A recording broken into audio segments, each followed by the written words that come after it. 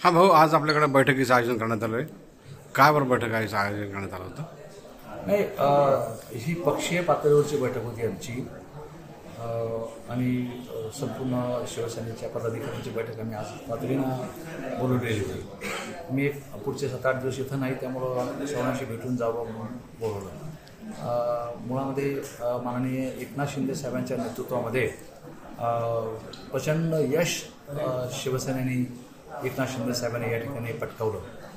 त्याचं एक अभिनंदन करायचं होतं आणि एक मागणीही मी केली की केंद्रामध्ये निश्चितपणे भारतीय जनता पक्षाच्या पाठीमागं माननीय एकनाथ शिंदे साहेब ठाम ताकदीने या ठिकाणी उभा आहे. तसंच केंद्राने सुद्धा ठाम ताकदीने माननीय एकनाथ शिंदे साहेबांच्या पाठीमागं उभं राहायला पाहिजे.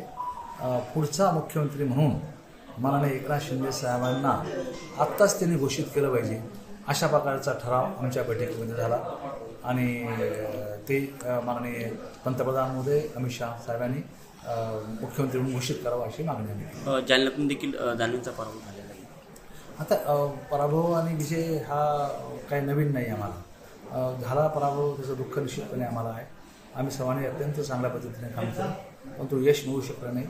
6च्या 6 मतदारसंघामध्ये आम्ही कमी पडलो. सर्वच मतदारसंघामध्ये आमची पिछाड झाली. लोकांनी शिवणूक हातात घेतल्यामुळं कदाचित आम्हाला या पराभवाला तोंड द्यावं. असं का बरं? इतका मोठा विकास केला होता त्यांनी, तरी पण अपयश त्यांच्या पदरी आलं. नाही, त्याचं चिंतन आम्ही बसून करू. कशामुळं पराभव झाला याचं कदाचित त्या चिंतनासाठी सुद्धा आम्ही बैठक या ठिकाणी बोलवली होती. निश्चितपणे याचं चिंतन होईल आणि याच्यावर उपाययोजना होईल.